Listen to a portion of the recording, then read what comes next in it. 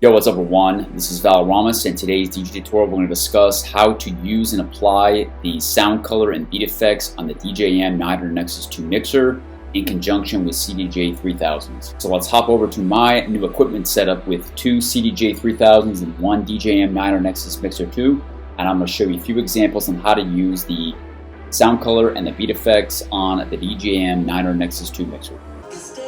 Yo, what's up everyone? This is Valoramous. So this is the CDJ-3000, and now what I'm going to do is show you an overview of the sound color effects and the beat effects and how to make the most of these effects on the DJM-900NXS2 mixer. But I first wanted to show you the CDJ-3000 because ultimately you are applying these effects to the track displayed on this screen. But your attention is actually going to be here in the middle. So in the middle should be your DJM-900NXS2 mixer or another equivalent mixer. But my method for using these effects during an actual DJ set is as follows. I'm going to use these effects primarily during transitions. So as the song is entering a build-up into the chorus or drop, that is an ideal time to use these effects. Another opportunities in transition between songs, you may be able to use an echo function to echo out the outgoing track before transition to the next track. Sometimes though you can use these effects in the middle of tracks, maybe when there's not a phrase transition, and that is when you were trying to maintain the interest of the listener. And the effects that I like to use for these moments are the flanger effect and the phaser effect. So you see the screen right here will identify the effect that you just switched to. So the flanger and the phaser, these effects are great to apply to your tracks in the middle of an actual phrase, especially if it's a longer song and you want to maintain the interest of that listener. So what I'm going to do now is I'm going to scroll my track to the beginning of the second verse here, and you are going to see how the track can become quite lengthy and what I'm going to do to apply these effects. Now, to use your beat effects on the DJM-900NXS2 mixer, this right-hand side is your beat effects. You have, and you can look at the screen here to see what I'm doing. You have delay, echo, ping pong, spiral, reverb, trans, filter, flanger, phaser, pitch, slip roll, roll, vinyl break, helix. So flanger and phaser is what I will use primarily. And you can also adjust the beat. So we're going to use a quarter modulation here. And now we're going to apply this to track 3. So, excuse me, we're going to apply this to track 2. So track 2 is the track currently being played. So this is the track currently being played. This is track 2 right here. And it's annotated here at the top. So 1, 2, 3, 4. And this is track 2 right here. So let's play this track at the beginning of verse 2, and I'm going to show you an example of how to use your beat effects to enhance the mood of your tracks. Okay, we're going to add a little bit of phaser here in a second once the verse starts. Okay, it's getting kind of long. Turn this button on.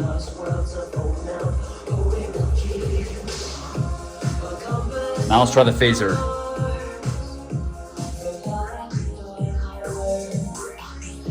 And when you do this, sometimes you want to cut the highs because it can become quite excruciating for the listeners. Let's try cutting the highs.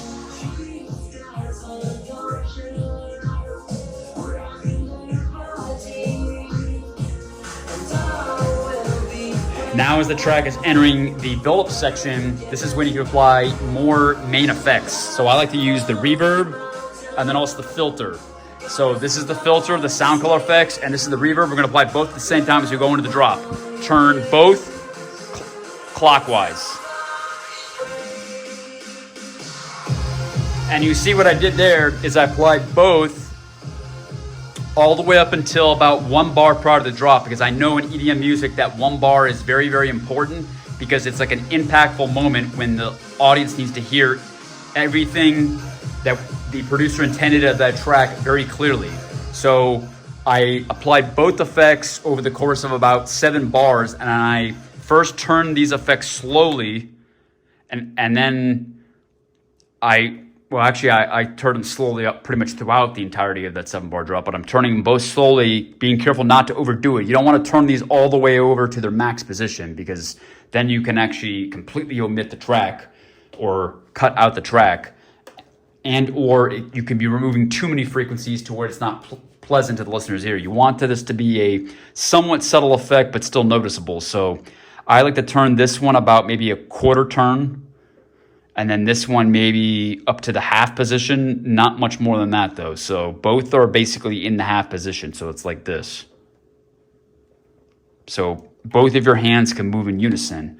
And again, it's the filter, and you're cutting out the highs, or excuse me, you're cutting out the lows in this, so you're emphasizing the highs. So I'm gonna show you another example of this. So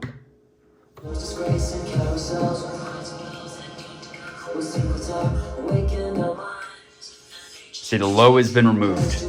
You're removing the lows. A lot of producers do that in the build-up section. They were cutting the lows intentionally. That way that drop is that much more impactful. So in essence, you're doing what a producer's doing just on the decks with hardware, which is actually a lot more fun in my opinion.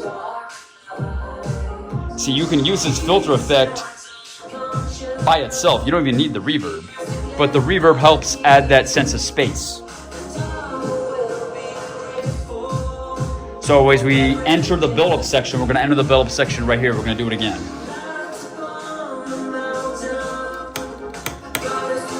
You can use that's a cut. Okay, let's apply.